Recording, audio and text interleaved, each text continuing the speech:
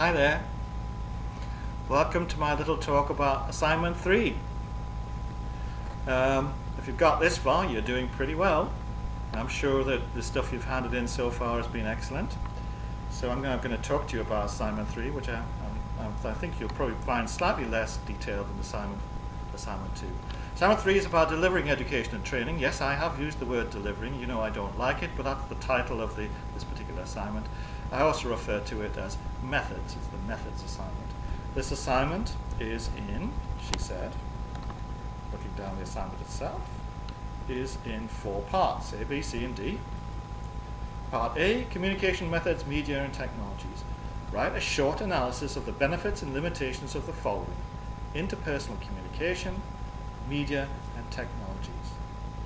Write a short, brief commentary on how you account what particular interpersonal communication methods you use, the benefits of them, the theory behind it, what you consider to be good communication, what barriers there are to communication, how the interpersonal communication systems you use within your teaching method change according to the students you've been encountering, what channels of communication you use.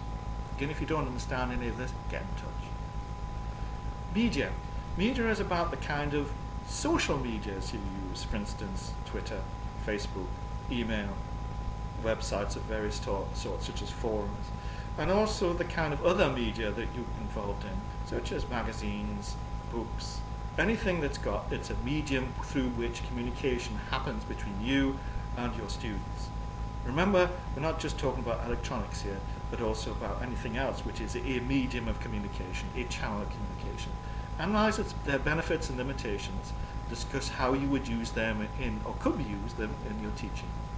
Finally, technologies. Technologies obviously do include computers, tablets, mobile phones, laptops, any kind of technology of this sort. This includes projectors, PowerPoint, interactive whiteboards, sound recorders, video recorders, CD playback systems. I suppose even if we're talking about ages ago, technologies such as overhead projectors and cassettes, though I doubt whether they're around much anymore.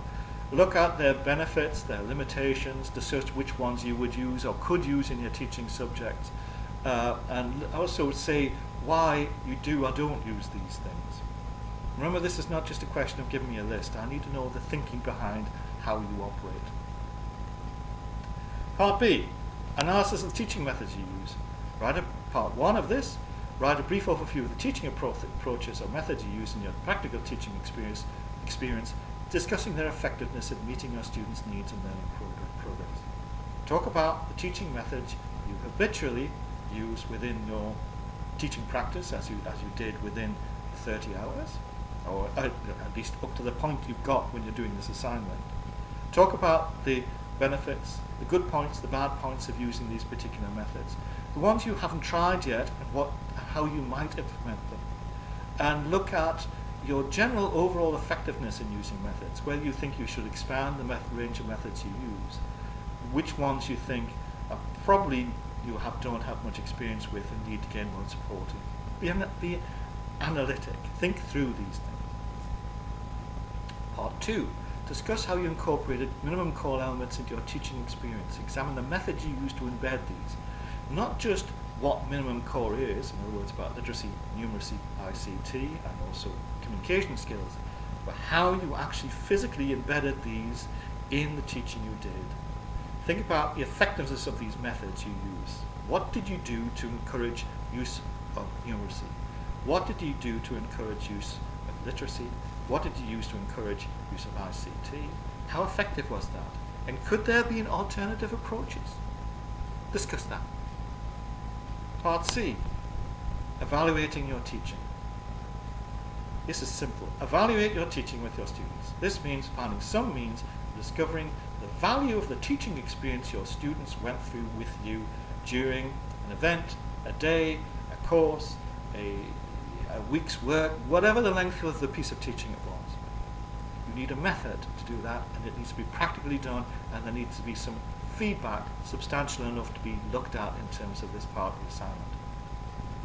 Using their feedback, part 2, the feedback of others and your professional judgment to review how effective your teaching was in meeting their needs and progress. Using what they've said, look at how well you thought this went. Use your judgment here. I want an opinion, and I want it supported by your reading, and I want it supported by your capacity to be able to take advice and support from others. From me, as your teaching practice observation person, and also from other students within the CET group. Discuss it with other people, and maybe people like line managers, fellow tutors, mentors, and so on and so forth. Look at how effective you are.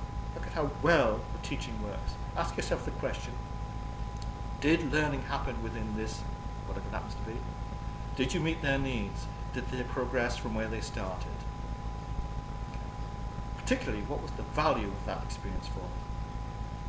Finally, reflect on practical ways in which you might improve your effectiveness.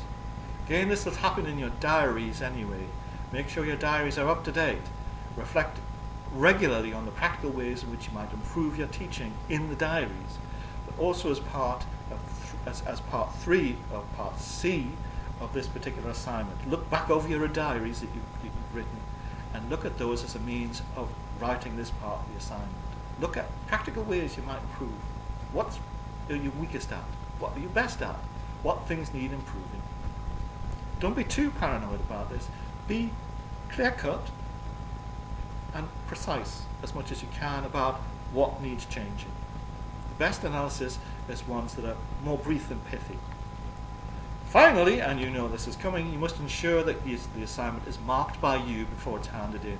So, as per normal, take the personal marking sheet, take it off the assignment, tick off the criteria fulfilled, and say in the column on the right-hand side which part of your assignment these criteria are met.